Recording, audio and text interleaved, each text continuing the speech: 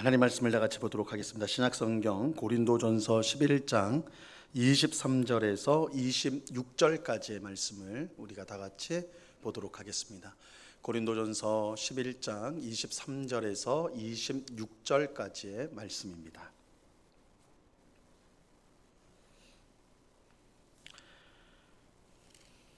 고린도전서 11장 23절에서 26절까지의 말씀을 우리가 하나님의 말씀을 한 목소리로 다 같이 읽도록 하겠습니다. 같이 읽습니다. 시작.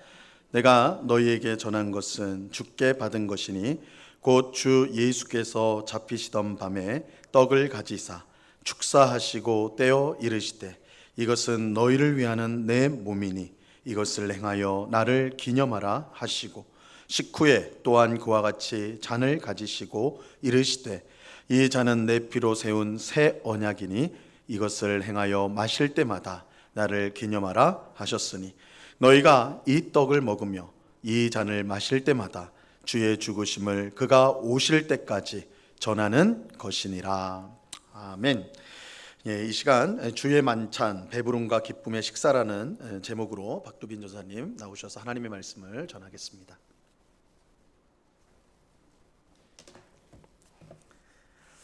오늘 무더운 날씨와 또 내리는 비를 뚫고 이 자리에 오신 여러분들을 주님의 이름으로 환영하고 하나님의 크신 은혜로 채워주실 줄 믿습니다. 성경은 태초에 하나님이 천지를 창조하셨다는 선언으로 시작합니다. 창세기 1장을 보면 하나님이 여섯째 날에 자기 형상 곧 하나님의 형상으로 사람을 창조하시고 남자와 여자를 창조하시고 그들에게 복을 주셨습니다. 창세기 1장 28절과 29절 말씀을 다 같이 읽어보겠습니다. 시작.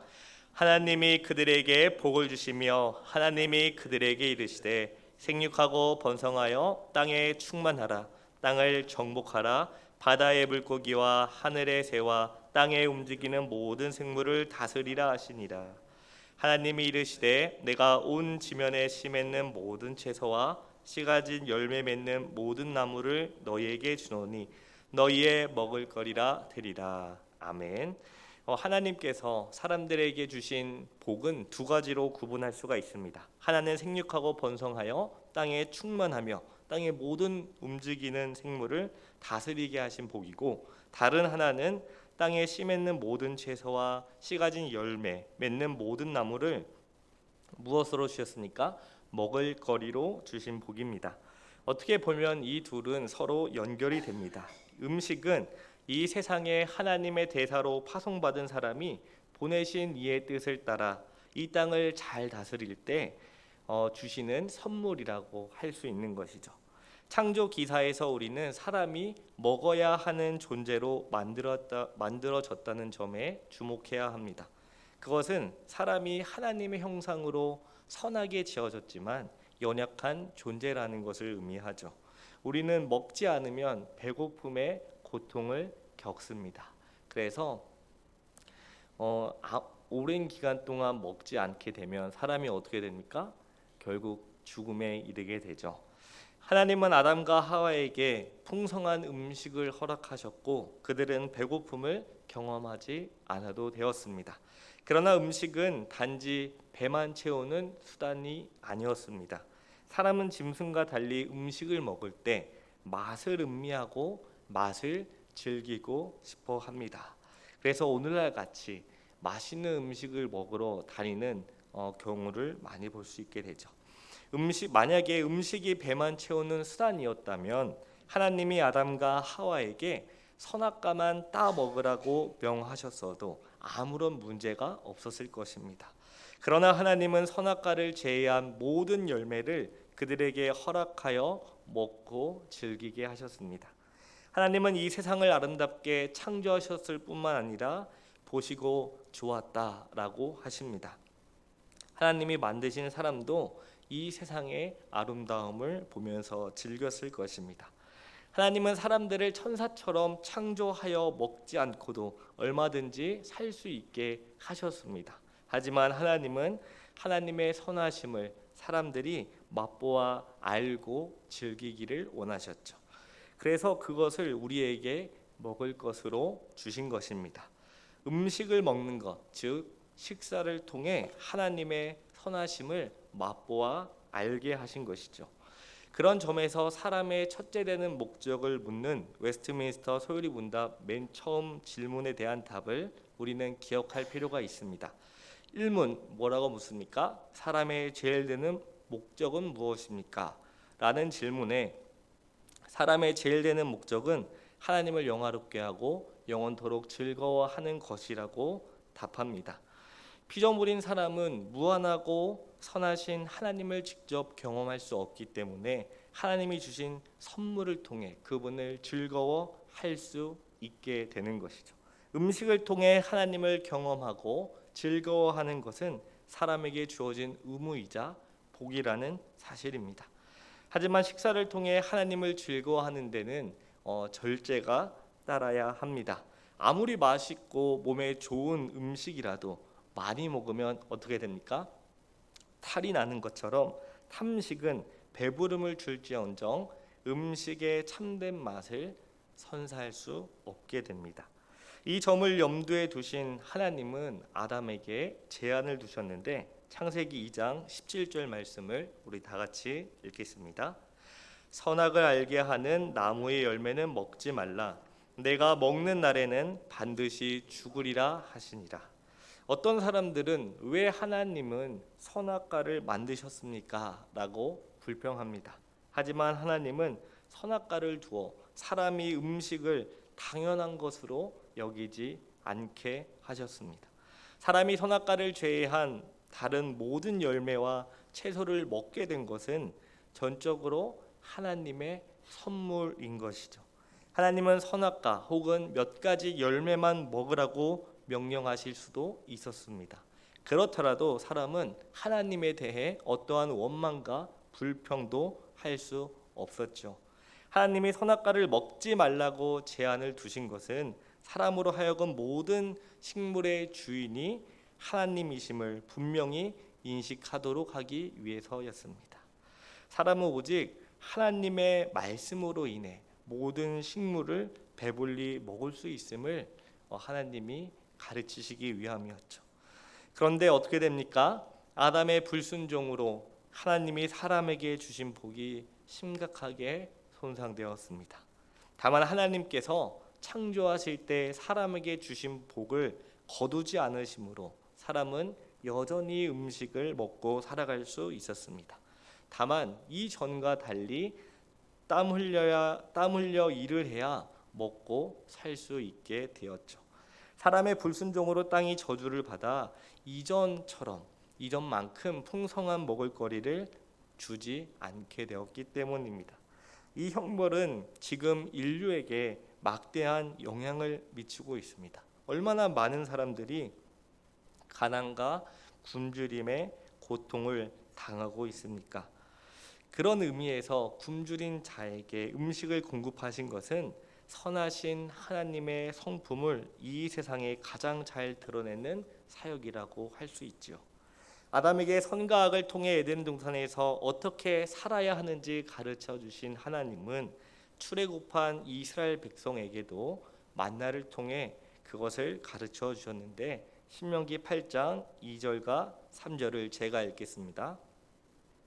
내 하나님 여호와께서 이 40년 동안에 내게 광야 길을 걷게 하신 것을 기억하라. 이는 너를 낮추시며 너를 시험하사 내 마음이 어떠한지 그 명령을 지키는지 지키지 않는지 알려 하심이라. 너를 낮추시며 너를 줄이게 하시며 또 너도 알지 못하며 내 조상들도 알지 못하던 만나를 내게 먹이신 것은 사람이 떡으로만 사는 것이 아니요 여호와 입에서 나오는 모든 말씀으로 사는 줄을 내가 알게 하려 하심이니라. 하나님은 이스라엘 백성에게 만나를 주시면서 크게 세 가지 중요한 규칙을 정해 주셨습니다. 첫 번째로 한 사람이 한 오멜씩만 거두게 하셨습니다. 그런데 이스라엘 백성은 어떻게 했을까요? 아침에 일어나 보니 어제까지만 해도 보지 못했던 만나가 광야 지면을 덮고 있었습니다. 그들은 밖에 나가서 힘 닿는 대로 만나를 거두었습니다. 그 중에는 많이 거둔 사람도 있고 적게 거둔 사람도 있었습니다. 이것을 본 모세가 사람들을 불러 모아 거둔 것을 다시 측정했을 때 어떻게 됐을까요? 많이 거둔 자도 남음이 없고 적게 거둔 자도 부족함이 없었습니다. 또 두 번째로 만나는 거둔 그 당일에 다 먹어야 했습니다. 따라서 이스라엘 백성은 날마다 밖에 나가서 그날 먹을 만나를 거두어야 했죠. 하나님은 만나를 넉넉하게 주셨지만 한 달치의 양식을 거두게 하지는 않으셨습니다. 한 오멜은 그들에게 일용할 양식이었죠. 이것은 예수님께서 알려주신 주기도문에도 그대로 나타나 있습니다. 예수님은 우리에게 일용할 양식을 구하라고 가르쳐 주신 것이죠. 이 규칙은 하나님의 백성이 날마다 하나님의 은혜에 의존하며 살아가는 존재임을 보여줍니다. 그런데 이 규칙을 이스라엘 백성들이 모두 지켰을까요? 아닙니다. 그들은 먹고 남은 것을 그 다음 날 아침까지 두었습니다. 그러자 만나에 벌레가 생기고 냄새가 나서 도저히 먹을 수 없게 되었죠. 그런데 왜 그들은 만나를 남겨 두었을까요? 다음 날 또 다시 광야에 나가 거두기 귀찮아였을까요? 가장 큰 이유는 다음 날 만나가 또 내릴 것이라는 믿음이 없었기 때문입니다. 그래서 다음 날 먹을 만나를 저장해 둔 것이죠.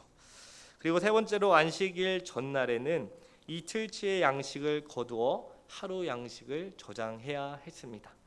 덕분에 고달픈 광야 생활에서 안식일은 쉬는 날이 될 수 있었죠. 안식일 전날에 이틀치 양식을 거두게 하신 것은 하나님의 은혜였습니다. 그런데 이런 하나님의 은혜를 무시한 사람들도 있었습니다. 그들은 안식일에도 만나를 거두러 광야로 나갔습니다. 다음 날을 위해 만나를 저장해 둔 사람들이 하나님의 은혜에 의심을 품었다면 안식일에 만나를 거두러 나간 사람들은 그 은혜를 너무나 당연히 여긴 것입니다. 마치 여세 동안 하루도 빠짐없이 만나가 내렸는데 일곱째 날에 내리지 않을 리 있을까 하면서 나간 것이죠. 하지만 만나는 내리지 않았습니다. 만나는 하나님의 말씀대로 일곱째 날인 안식일에는 내리지 않은 것입니다. 만나를 거두러 밖에 나간 사람들은 헛수고했을 뿐만 아니라 하나님을 분노케 했습니다. 여러분, 하나님이 이스라엘 백성에게 만나를 주신 목적은 무엇일까요? 바로 하나님의 말씀에 순종하는 것입니다. 만나는 하나님의 말씀을 지킬 때에만 그들에게 양식이 되었습니다. 임의로 많이 거두거나 안식일 전날에 이틀치의 양식을 거두지 않으면 안식일은 평안이 아니라 배고픈 고통의 날이었습니다. 하나님은 이렇게 만나를 통해 자기 백성에게 사람이 떡으로만 사는 것이 아니요 여호와의 입에서 나오는 모든 말씀으로 사는 줄을 가르쳐 주셨습니다. 이처럼 성도도 마찬가지입니다. 주님의 말씀을 따라 올바른 성찬을 시행하고 믿음으로 떡과 잔을 받을 때 비로소 성찬은 우리에게 하늘의 양식이 됩니다. 구약 성경에서 가장 중요한 사건 두 가지를 꼽으라면 여러분은 어떤 사건을 꼽으시겠습니까? 네, 알겠습니다. 제가 꼽을게요. 네, 하나는 천지 창조이고요. 다른 하나는 출애굽입니다.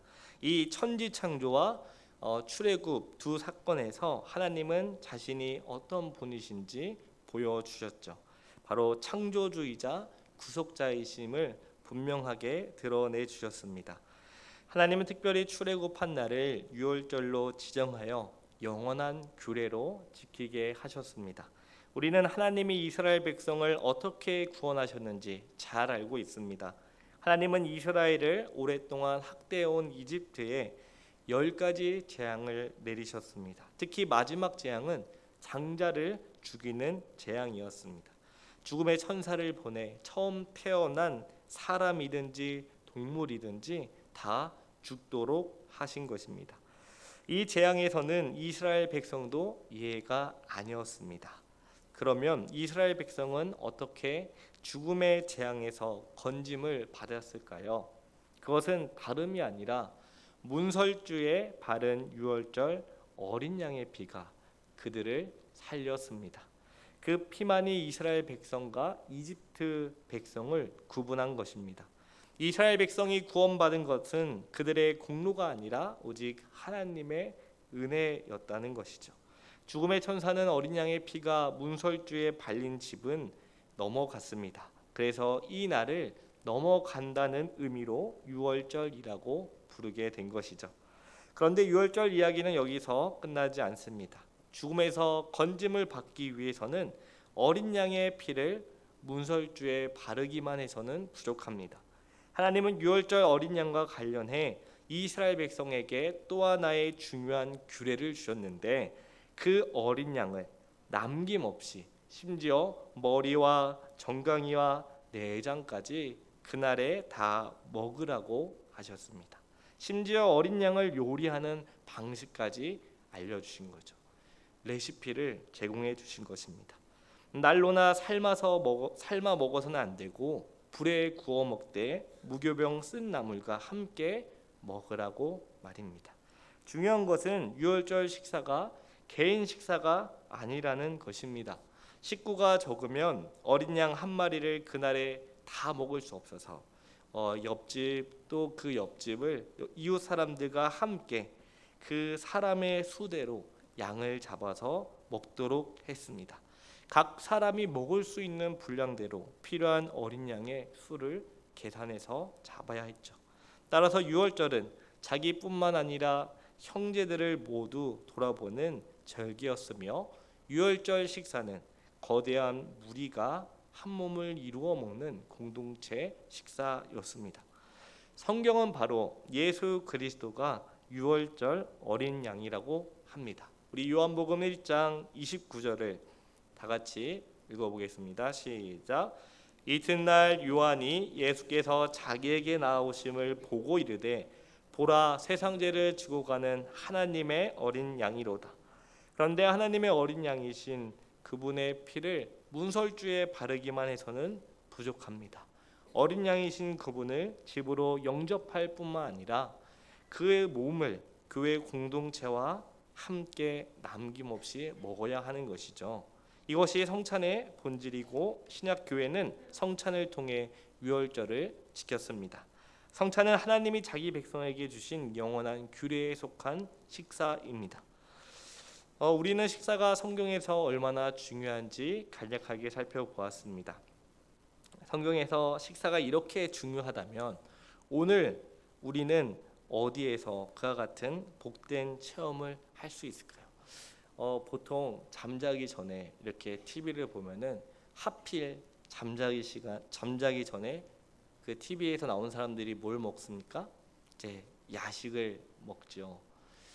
주문을 하자니 이제 살이 찔까봐 걱정이 되고, 또 안 먹자니 너무 이제 안타까움이 있는데, 이처럼 우리가 성경에서 말하는 식사가 얼마나 중요한지를, 또 이 같은 복된 체험을 우리가 어디서 할 수 있느냐? 바로 주님이 친히 제정하신 성찬에서 할 수 있습니다.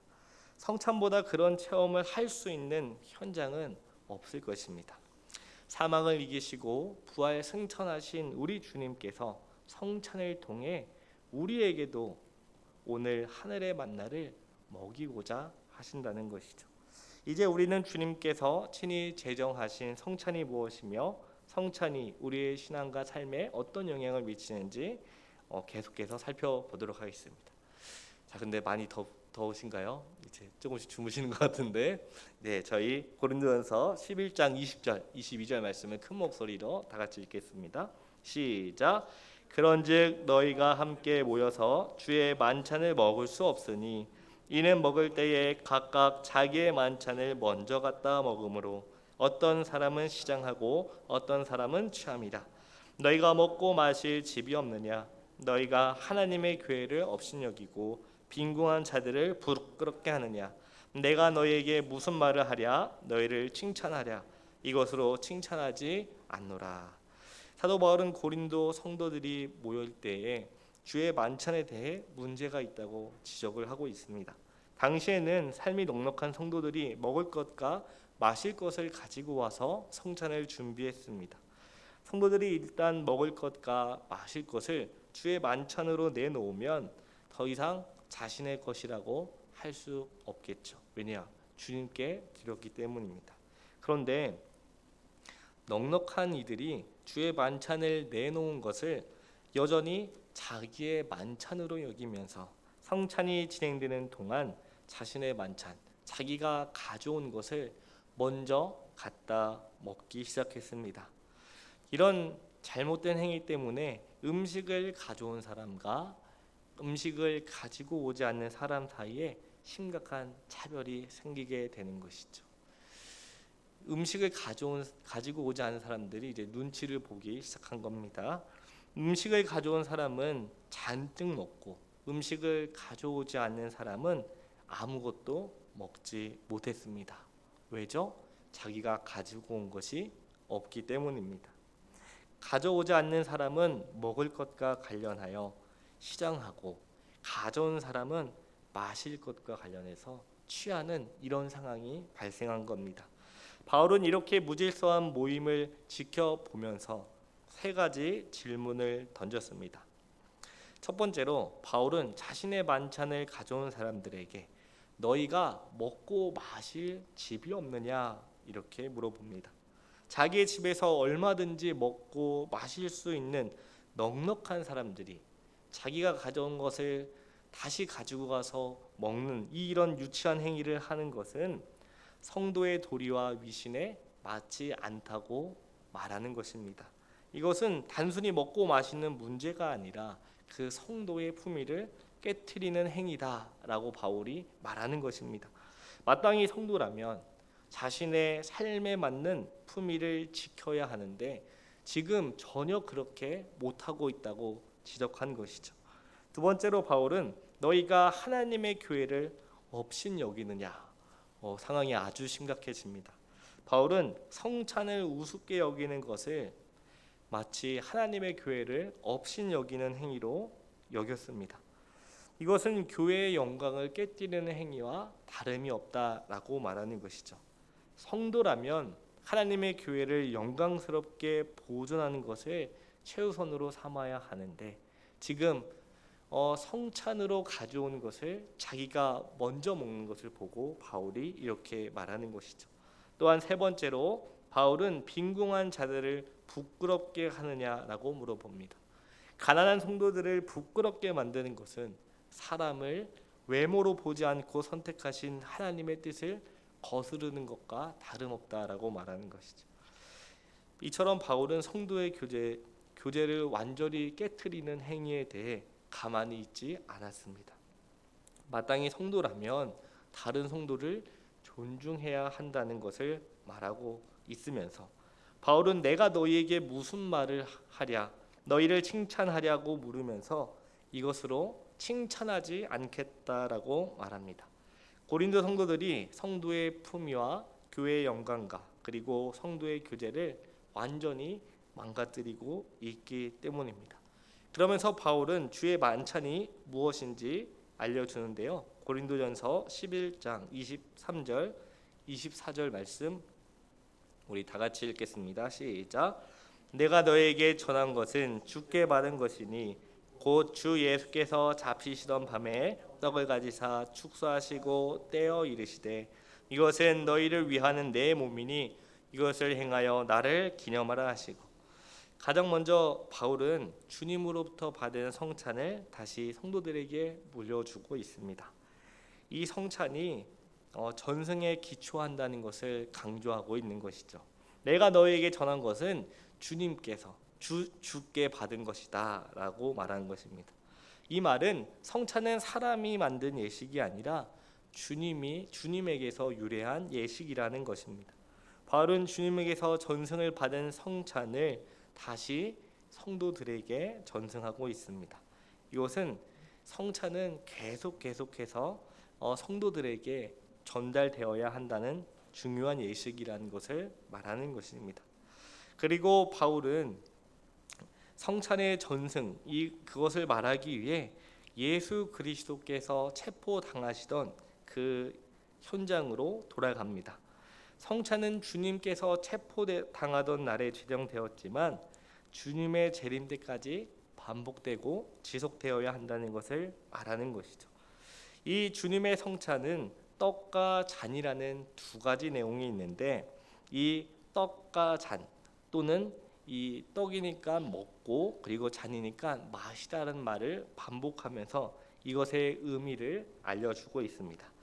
먼저 주님의 성찬은 떡을 가지셨습니다. 성찬의 떡과 관련하여 어떤 행동을 보여주는데, 그리고 또 어떤 말씀을 하십니다. 그러니까 예수님께서 성찬의 떡과 관련하여 보여주신 행동은 떡을 가지사, 그러니까 떡을 잡고 축사하시고 떼어 주셨다입니다. 주님이 성찬을 베푸시는 자리에는 실제로 떡이 놓여 있었습니다. 실제의 떡을 예수님께서 손으로 드시고 그것을 조각 내셨다는 거죠. 또한 주님은 성찬을 베풀면서 감사를 표현하셨습니다. 그래서 성찬은 감사의 표시라고 말할 수 있는데요. 그리고 주님께서는 이 떡과 관련하여 아주 중요한 말씀을 주셨는데, 주님은 이것은 너희를 위한 내 몸이니 이것을 행하여 나를 기념하라고 말씀하셨습니다. 또 11장 25절을 보시기 바랍니다. 식후에 또한 그와 같이 잔을 가지시고 이르시되 이 잔은 내 피로 세운 새 언약이니 이것을 행하여 마실 때마다 나를 기념하라 하셨으니. 두 번째로 성찬은 잔을 가지고 있습니다. 포도주 대신에 잔이라고 말하는데 이것은 음료보다 그릇에 강조를 두고 있는 것입니다. 성찬의 잔은 성찬의 떡과 비슷합니다. 그래서 주님은 성찬의 잔과 관련해서 어떤 행동을 보여주시고 또 말씀을 하신 것처럼 주님은 식후에 성찬의 잔을 드셨습니다. 여기에 성찬의 순서가 나오죠. 떡이 먼저고 그 다음에 잔이 나옵니다. 주님은 잔과 관련하여 이렇게 말씀하셨습니다. 이 잔은 내 피로 세운 언약이니 이것을 행하여 마실 때마다 나를 기념하라고 말씀하신 겁니다. 여기서 알 수 있는 것은 떡과 잔이 이루어진 성찬은 반드시 설교가 동반되어야 한다는 것입니다. 그러니까 예수님께서 떡을 떼시면서 또 잔을 드시면서 베푸신 이 행동에 말씀을 더하셨기 때문입니다. 성찬의 말씀은 다음과 같이 의미를 지니고 있습니다. 첫 번째로 주님께서는 성찬을 정의하셨습니다. 먼저 주님은 성찬을 가리켜 이것은 나의 몸이고 또 나의 피라고 말씀하심으로써 성찬이 주님 자신과 직결되며 주님의 실제 몸과 피에 참여하는 것임을 알려주셨습니다. 성찬은 그리스도의 사건이며 십자가의 사건의 재현이라는 것이죠. 또한 이 떡에 너희를 위하는 이라는 이 말을 사용하면서 성찬이 신자와 아주 긴밀하게 연결된 것을 알려주셨습니다. 더 나아가 주님은 잔에 새 언약이라는 말을 사용하셨는데 이 옛 언약에서는 백성에게 어떤 조건이 요구되었지만 이 새 언약에서는 그리스도가 친히 조건이 되어 주셔서 그리스도가 우리의 중보자로 그 조건을 완료시키신 것이죠. 성찬은 언약의 당사자들에게 일어난 사건이면서 두 당사자의 연합 사건의 지속이라고 말할 수 있습니다. 두 번째로 주님께서는 성찬을 명령하셨습니다. 주님은 떡과 잔을 놓고 이것을 행하라고 말씀하셨습니다. 주님께서는 성찬을 지속적으로 반복해야 할 것을 명령하신 것입니다. 이와 같이 지속적이고 반복적인 성찬의 목적은 무엇을 기억하게 합니까? 바로 예수 그리스도를 기억하게 합니다. 그래서 주님은 떡과 잔을 제자들에게 주시면서 나를 기억하라, 나를 기념하라고 말씀하신 겁니다. 성찬에서 우리가 기억할 것은 성찬을 집례하는 집례자 그리고 성찬에 참여하는 그 참석자가 아니라 오직 예수 그리스도이십니다. 성찬에서는 십자가의 죽음으로 구속을 이루는 새 언약을 성취하신 예수 그리스도, 그분만을 우리는 반드시 기억해야 합니다. 그렇다면 성찬에 또 어떤 의미를 지니고 있는지 오늘 본문 26절부터 보겠습니다. 네, 26절, 27절을 우리 다 같이 읽겠습니다. 시작. 너희가 이 떡을 먹으며 이 잔을 마실 때마다 주의 죽으심을 그가 오실 때까지 전하는 것이니라. 아멘. 이 성찬이 시행될 때 어떤 일이 일어날까요? 그것은 주님의 죽으심이 선포됩니다. 성찬은 갈보리에서 완수하신 주님의 과거를 돌아보게 하는데 이 선포의 내용이 주의 죽으심입니다.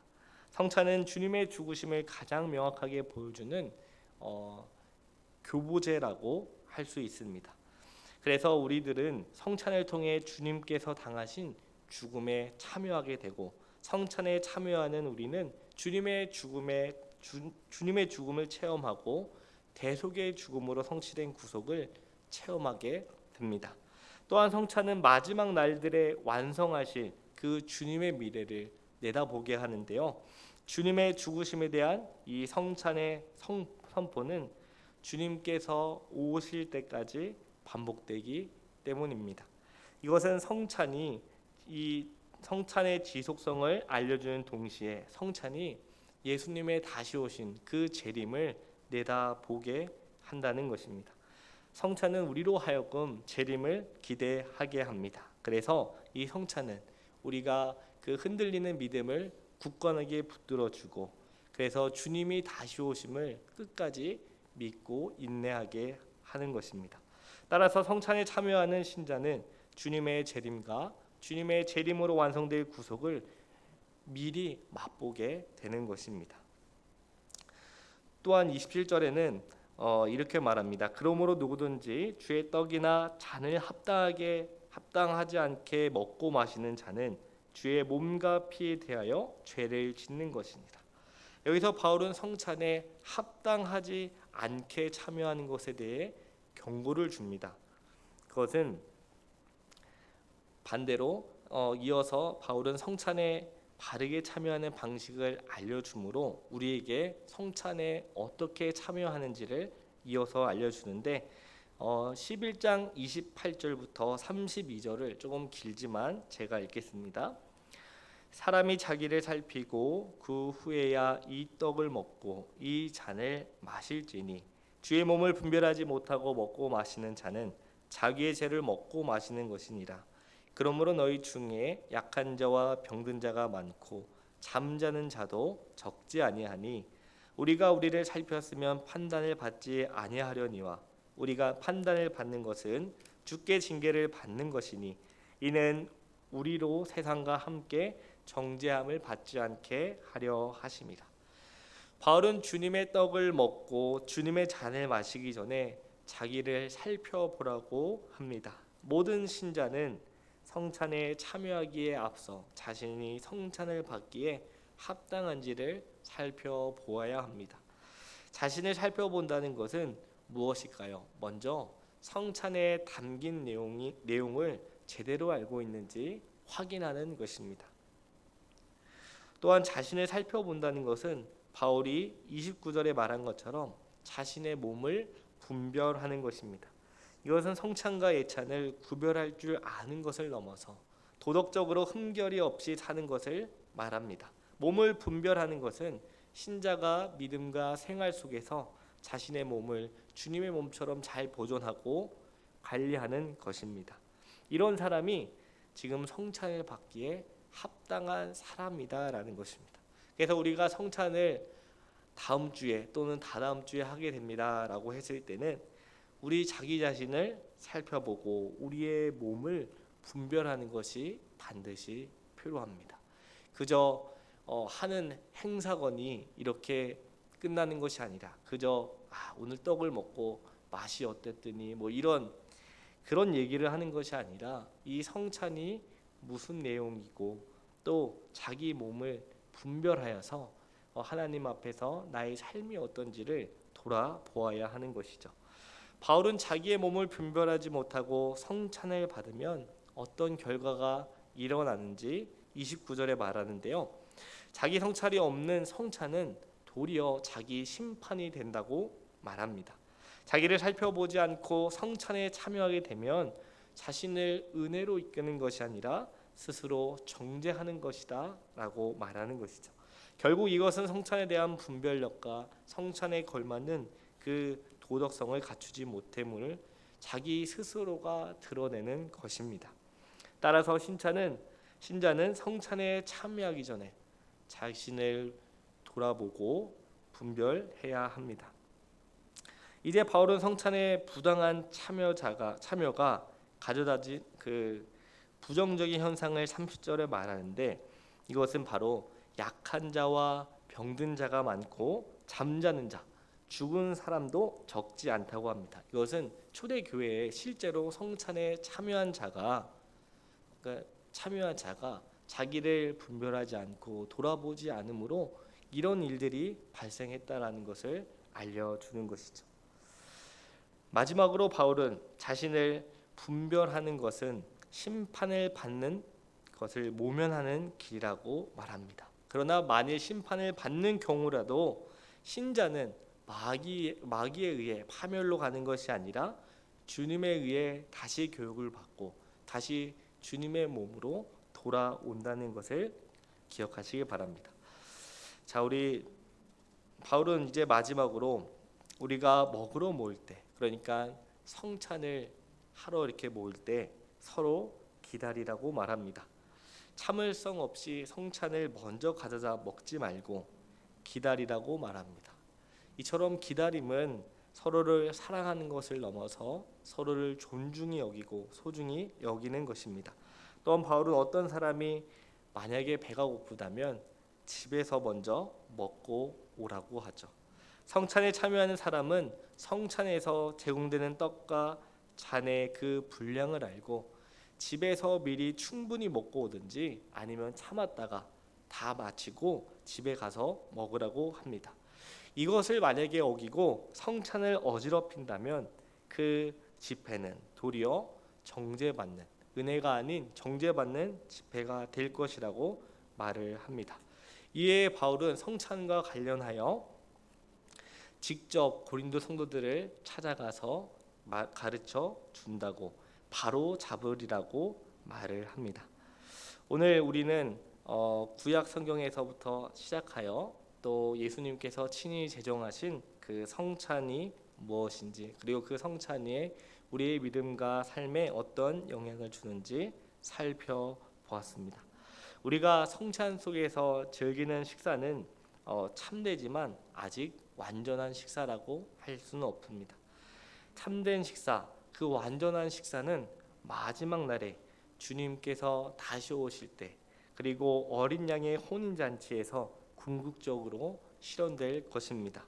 우리는 성찬을 통해 소망 가운데 그 식사의 배부름과 기쁨을 이 땅에서, 우리 교회 공동체에서 미리 맛보는 것입니다. 우리는 믿음으로 성찬에 참여하여 미래의 완전한 식사를 소망하게 되고, 소망 가운데 이 식사를 바라보는 사람은 믿음으로 결국 생명의 양식, 그 영원한 양식을 먹게 될 것입니다. 오늘 주님께서 제정해 주신 이 주의 만찬, 이 배고픔과 이 기쁨의 식사가 무엇인지를 통해 하나님께서 우리에게 장차 주실 그 영원한 양식을 소망하며 이 땅에서 미리 맛보는 그 기쁨 가운데 살아가는 여러분 되기를 간절히 기도합니다. 기도하고 마치겠습니다.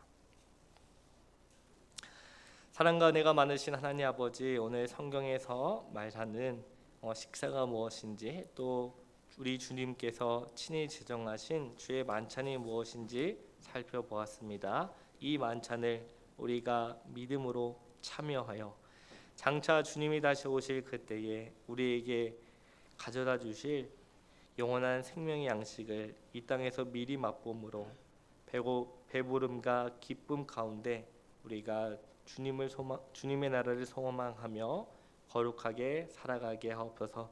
우리가 연약하고 부족합니다. 하나님의 은혜와 긍휼이 없이 한순간도 온전히 설 수 없음을 고백합니다. 그리하여 주님께서 우리에게 주신 말씀과 이 성찬을 통해 더욱더 굳건하게 믿음 가운데 살아가는 우리 모두 되게 하옵소서. 감사드리며 예수 그리스도의 이름으로 기도드립니다. 아멘.